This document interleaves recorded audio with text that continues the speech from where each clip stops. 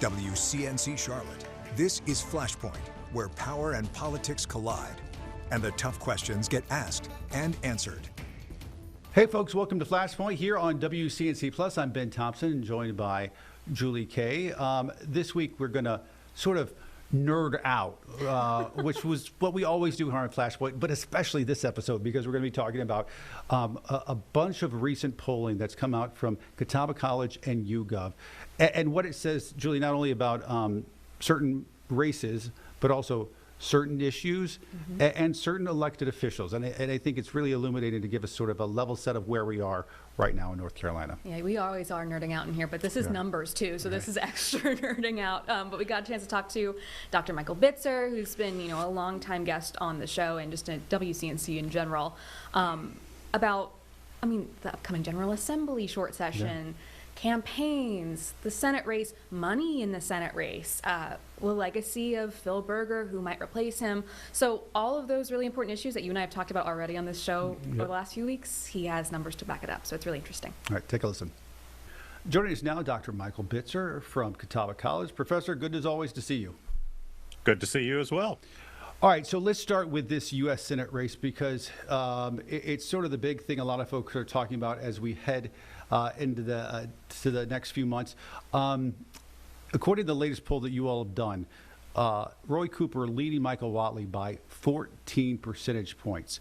In a state that's been a toss-up for at least a couple of decades now, what does that tell you, that gap, that 14 points? Is it a Cooper story? Is it a Whatley story?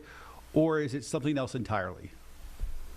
I think it's everything and then some. I would certainly, first and foremost, caution anybody when November rolls around, the ability of Roy Cooper to have a 14-point win is not going to be in the cards. North Carolina is going to tighten up.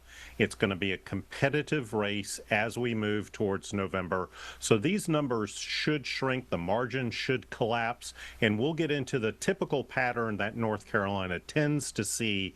If there's a blowout, that will be 4 points or more in terms of a margin of victory. But I think that this sets the baseline, this kind of measurement right now after the primary really sets a baseline for both candidates. Certainly Roy Cooper has strong numbers. He's got his base around him solidified, and he is pulling significant numbers of independents. That will be critical come November. Whatley has his base behind him, but he's not very well known. So I think that this is going to be the real test over the next several months. Who defines Michael Whatley? Is it the Republicans and his campaign to really kind of connect again to Trump and make sure that Republicans identify him as a Trump loyalist? At the same time, Democrats could do the same thing with Trump's disapproval ratings being as high as they are, potentially moving even higher. That could mean that Trump could be an anchor on Whatley and pull him down. So I think the next couple of months will be the kind of framing context for what we will see this campaign play out. Once we hit August, September, that's when the push to really mobilize and energize the electorate will commence in total. So if I'm hearing you correctly, it being the state of North Carolina, bank on this being a close one. It might not be Battle of the Titans like Kay Hagan and Elizabeth Dole, that sort of level, but expect just the buy-in for a state like this is going to narrow quite a bit. Oh, I think so. I don't think anybody is expecting any of these margins to be at this level at this point. Things will collapse, the margin will collapse, and the amount of money that is expected to be pumped into this state, some estimates put it at $750 million. We could see as high as $1 billion spent just on this U.S. Senate race. That will force things to collapse. People will go to their respective partisan corners as party loyalists, and a very small sliver, say 5 to 6% of the electorate, will ultimately be the deciders here in North Carolina. From party loyalists, I want to go to just the opposite extreme. When you take a look at the approval ratings for Governor Stein, about half of voters approve of the job he's doing. but he still has almost 40% of approval rating with Republicans. Tom Tillis has about a third of Democrats supporting him. That sort of cross-party support, is that a reflection of those two lawmakers who are a different kind of lawmaker, you could argue, on each side, or is that a wider trend in the electorate? I think these are the exceptions, not the norms. I think certainly over the past year that we've been surveying Governor Stein's numbers, his numbers have held pretty steady. And what he's doing is he is indeed attracting enough Republican support to the job that he is doing to put him at that 50% plus approval rating. Anytime you get an elected official who's got more than 50% approval, that's something to truly talk about. And I think governors oftentimes are seen as the more pragmatic politicians. They have to govern, they have to oversee the state of affairs in a state. And certainly that dynamic is playing to Governor Stein as a very long honeymoon among Republicans who should normally be against a Democrat.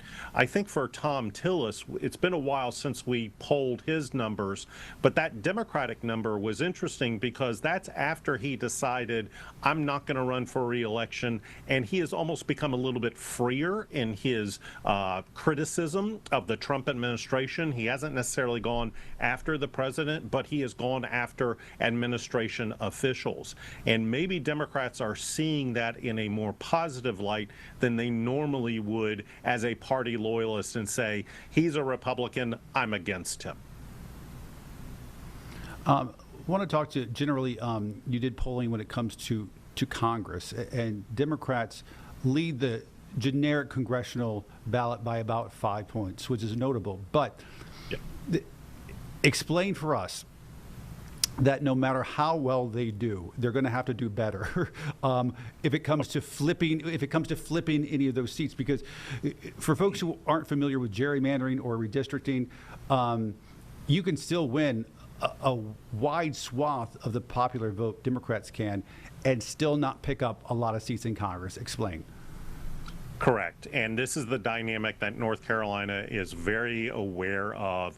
You know, this 5-point margin on the generic ballot seems like a lot. It seems, you know, in comparison also to how Democrats are performing nationally, it's a good, healthy lead, but they need realistically more than 5 percentage points to overcome the built-in advantage that a lot of these districts are showing us in terms of just basic dynamics and numbers. Take, for example, the 1st Congressional District that used to be the truly competitive district, not just in North Carolina, but across the entire South. With the redistricting that was done, that district now moved to an R+5 matrix, along with in the western part of the state, the 11th Congressional District, that's also an R+5. So you need Democrats to overperform at least by 5 percentage points to even think about making those districts competitive. That's built in at this baseline now.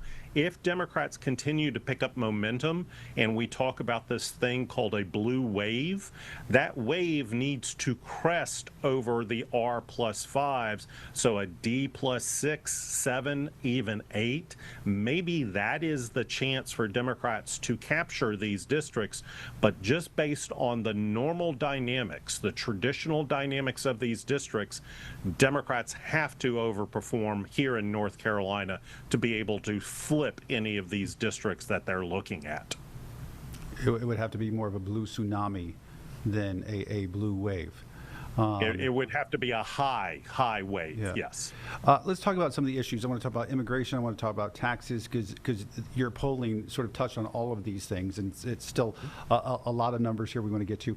When it comes to taxes for school, we've talked about this a lot over the last decade here in North Carolina, because you have money going to charter schools. Regardless of how you feel about that, you found that only about 27% of folks here in North Carolina support raising taxes for school. When you see a number that low, does it reflect how people feel about schools, or does it reflect how people feel about taxes? I think it's more a reflection on taxes. We just asked the basic question, should North Carolina raise taxes to increase funding for public schools? And that 27% kind of stood out to me, but in thinking about it, maybe it's the idea, maybe there should be reallocations within the budget to better fund schools and take away from other public services. You know, certainly North Carolinians, like a lot of Americans, they don't like paying taxes. Nobody does. But they like the services that government offers. And public education is a critical one. It is a constitutional right in our state constitution.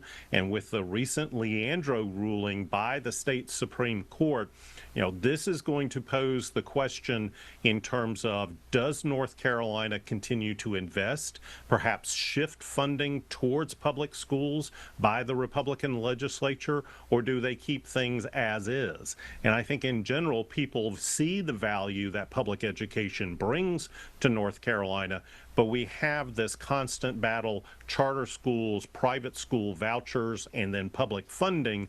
And this is where people's opinions need to be heard in order for the politicians, the policymakers, to make these kinds of decisions. Dr. Bitzer, I want to get back to some of Ben's questions in a moment, but you mentioned Leandro, and I tried to break down that case the other day, and it's incredibly difficult to explain. If you could, just for people that aren't super familiar with it, explain the impacts of that decision and what happens now. Well, basically, Leandro case has been a 30-year case, and it started when a series of counties that were poorer than other counties said the state is not providing an adequate level of funding for us to be able to provide the kind of educational quality that the Constitution, the state Constitution, demands. And so this case has really kind of morphed from a poor versus rich county scenario to the courts intervening and saying, legislature, you need to pump more money into public education. That decision has really kind of reversed itself now that the state Supreme Court has weighed in and said it is not the place of the courts to tell the legislature how much money needs to be pumped in. It is the legislature's decision. So this has been a very long-standing battle over public policy, the most important public policy based on just state budgeting. That public education component of our state budget is a significant amount of money that goes towards counties and to school districts in order to provide public education. Let's talk about immigration, because your polling touched on that as well. It's been a hot topic here in North Carolina, specifically here in Charlotte, in the last 6 months or so. Specifically, I want to look at what independents said. When it comes to ICE activity, they lean against it here by 13 points. As a person who does this and looks at these polls for a living, how much weight do you give to specifically independents when you're reading a poll like that and what it means for North Carolina? Well, we know in comparison, the partisans are going to go to their respective corners, and they are going to be on opposite sides of the political fence. I mean, in the same question about the support for ICE here in North Carolina, 71% of Democrats were opposed. 81% of Republicans supported it. The critical linchpin in North Carolina politics is that independent group determining which side of the political fence they fall on, and they fell more so on opposition, 47%, to supporting it, 34%. But that's kind of the divide in North Carolina. I think oftentimes what strikes me in looking at these numbers, the partisans are going to be on opposite sides, but the independents oftentimes are the pure reflection of the state dynamics overall. So you have these deep divisions amongst the partisans. The independents tend to pull the overall state dynamic back to a kind of state average, and that's really where the main feelings, I think, for North Carolina public opinion lie. And we don't always talk about nuance very well when it comes to politics here in North Carolina. But there is a difference here in when it comes to immigration about how people view legal versus undocumented immigrants. And you see a split like that on a single topic that is more nuanced. What does that tell us about public opinion? Well, I think certainly what these two questions about the overall impact that immigrants have, both legal and undocumented, give us a sense that indeed North Carolinians are supportive. They see a positive impact by those that follow the legal processes to gain immigration status into North Carolina. But among undocumented immigrants, they tend to be more against. They say it's a more negative impact. 45% say that there's a negative impact of undocumented. 34%, a good third of North Carolinians, say that there's a positive impact. So again, a kind of divided North Carolina public opinion on this very important issue that is confronting not just the state, but the country overall. And I think it will for some time until the policymakers come to a decision about how to deal with undocumented status to promote a kind of legal pathway. One of the more interesting stats I saw talks about the political climate. And you've got more than half of Americans, nearly 60%, that say their view of the future political climate in this country is negative. I'm surprised it wasn't higher, actually. But what was surprising to me, even more so, that it was almost half of Trump supporters believe that as well. What does that tell you when nearly half of what is the winning side right now, the side that's in control in Washington, feels this way? I think what that says is the overall climate. I mean, when you have the party in power saying, indeed, the future of our political climate is negative, that says a whole lot. And I think what we have talked about, this polarization, this deep division, it has infected everybody. It is seen throughout our society and oftentimes drives a lot of our politics. So to even have Trump voters whose party is in power, who has control of Congress, to have them say that indeed this political climate is more negative than positive really does speak to the deep divisions that I think are very evident, the polarization that we're seeing in our politics. I think this is just the recognition of the state of our politics and environment in North Carolina. Well, we got North Carolina General Assembly heading back for short session very soon here. What are you expecting to see? Of course, we've got no budget. We've got multiple requests from Governor Stein, both in terms of budget and Helen recovery, so they've got a lot to get to. We do, and I think the biggest issue will be that budget and funding mechanism by which the state will finally either operate on a short-term budget moving forward with perhaps some increases.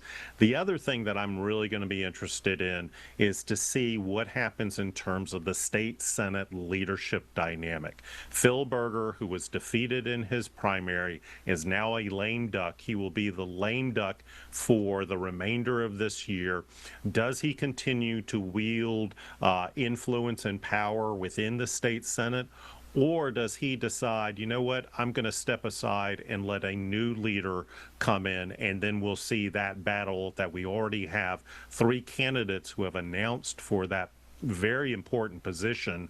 I think the battle over the budget may be the thing that triggers a future decision if Phil Berger decides to stay on throughout the remainder of the year, or if they reach a budget negotiation and agreement, does he then decide to step aside and let a new leader take over? It's going to be a short session no matter what. Politicians want to be out on the campaign trail when they're facing the voters in November, so the limitation of time probably in Raleigh will be very short. As a student of political history, what do you think Phil Berger's history or legacy will be here in the state of North Carolina? It has to be one of the top most powerful individuals in our recent modern North Carolina political history. This is a man who has basically wielded power for 15 years. He came in, he was the Senate Republican leader when the Republicans took over in the critical election of 2010. He has held power and has indeed been the most powerful Republican official in state politics over these 15 years. I think we as teachers and scholars of North Carolina politics will be talking about his legacy for some time. What do you think? You don't have this data, so I'm asking you to guess, which I know you don't. You don't like me doing this because you don't have poll numbers. All that said, what you just said, what do you think his name recognition is here in the state? If I had to guess, I think you have to kind of think about a respondent pool, a survey pool, if you will, of engaged people in politics and not engaged people. And I dare say that the non-engaged is probably the bigger slice of the pool than the engaged. So if you're paying attention even somewhat to North Carolina politics, I think that there is a recognition of who Phil Berger is, good or on the opposite political spectrum, bad. I think he is somebody that has generated the kind of influence over public policy that people who watch and are engaged in politics know about. But the vast majority, I dare say, probably wouldn't be able to pick him out of a lineup if you had 5 other politicians in the same kind of lineup system. Yeah, I suspect the same because, you and I have been talking about him for 15 years, and everything you say is true about his power that he wields. But I think about if I asked my family and friends here, I'm not sure if anybody would know who he was. Certainly couldn't pick him out in a lineup. They have lives, so as opposed to those of us who study this. So what are you saying about us, Bitzer? Right? I'm not saying anything beyond myself. Okay. You're probably right, though. All right, Professor Bitzer. Thanks as always. We appreciate you coming on and nerding out with us here on Flashpoint and talking about some of these topics and numbers in the minute details. Thank you as always. My pleasure. All right, more Flashpoint after this. All right, welcome back to Flashpoint. Before we go, I wanted to bring us back to some other things that happened this week, or I guess last week, of course. New DHS Secretary Mark Wayne Mullen was in Western North Carolina touring Helene damage. Of course, Helene funding has been a huge, huge issue. $60 million of damage. The state simply does not have that. And so I got a chance to actually speak with Governor Josh Stein while he was here for the CNBC announcement. And this is what he had to say about Mullen's being in Western North Carolina. Secretary Mullen in Western North Carolina today. I'd love to get your response on that and what you cover in general right now. Yeah, I'm really gratified that Secretary Mullen, the new Homeland Security Secretary, came to North Carolina today. Upon his getting sworn in that day, I sent him a letter inviting him to come to North Carolina so he can see firsthand just how much more work there is to do. The scale of this damage, $60 billion, it is not anything you can address in 1 year, 2 years, or even 3 years. It's going to be a multi-year process. We need a multi-year partnership with the federal government. And so the fact that he came here gives me some great hope. And as the General Assembly is about to go back, do you hope that kind of sheds some more light and pushes more funding towards Yeah, I actually just last week submitted in the third Helene budget request, about $790 million. We need the General Assembly to step up more, but honestly, the scale of the need is so great, it is only the federal government. I met with our Congressional delegation. I've asked for $13.5 billion more from the federal government because we need their help to make sure that all the infrastructure is rebuilt, that our economy comes back strong, and small businesses are supported, that people's homes are rebuilt, and they can get to them with a private road or bridge. These are all things that we're working very hard on, and we're eager to partner with the federal government and the General Assembly. I think that's interesting, too, because it kind of speaks to Governor Stein's approval rating with Republicans, too. He's willing to reach out to the other side sometimes. Yeah, which is exactly what Professor Bitzer was talking about I think, nearly 50% or 40% approval rating with Republicans, which is noticeable. Yeah. So let's do as we always do. What did you learn? The most interesting thing you learned from this week's episode of Flashpoint? I really like the conversation about Phil Berger's legacy. Yeah. You've been covering him longer than I have, and so I don't have some of that context of the mark that his tenure will leave on the General Assembly. I do think it's important that you guys discussed how much power he does have, even without name recognition, maybe among people who don't necessarily follow Crazy politics. thing, and that's I had a feeling that Bitzer's response was going to be, and I didn't know that, but I had a feeling because when you do, you can't overstate the man's power and importance on the state of North Carolina. I mean, when you even compare it to the governor, the governor is not even close to having the power that and people don't understand that, and yet if you mentioned his name in mixed company outside of TV news or politics or just news circles, people are not going to be able to tell you who he is. To put it in context, I mean, I know the viewers of Flashpoint probably are paying a bit closer attention. A bit more, maybe yes. a little yes, bit more. Yes, we like to think so. But generally speaking, I mean, I've covered a lot of, state laws, state legislation that impacts Mecklenburg County, and he's had a hand in most of it. I mean, we talked about Irina's Law. I Yeah. was there at that press conference with him and Speaker Dustin Hall. And so he's just, he has such influence over so many parts of the state. So many of the major things that we talk about, Phil Berger is deeply Totally. involved. I will say, I think the most interesting thing of the show, where I probably learned the most, was crunching the numbers on the congressional races and how well Democrats will have to overperform, not just outperform, but overperform in order to win any of those 14 seats. And when you talk about how 5+ is not enough, but you're going to have to look at like 6, 7, 8, 9, 10+ to win over some of these heavily gerrymandered districts. Anytime that we can beat that drum of gerrymander and redistricting on Flashpoint, I do it because it gets so little attention so often. And again, not a lot of people follow it. So I think that's so interesting and telling. And we always learn a lot when Bitzer comes on anyway. So we appreciate On the fly, that. too. I mean, we were asking him things that weren't ever, and he knows everything. He's always ready to go. Dr. Hey, Bitzer, the all-knowing. I do want to say, hey, it's nice to be back Sunday, 11 a.m. Yeah. This is the long-time original home at Flashpoint.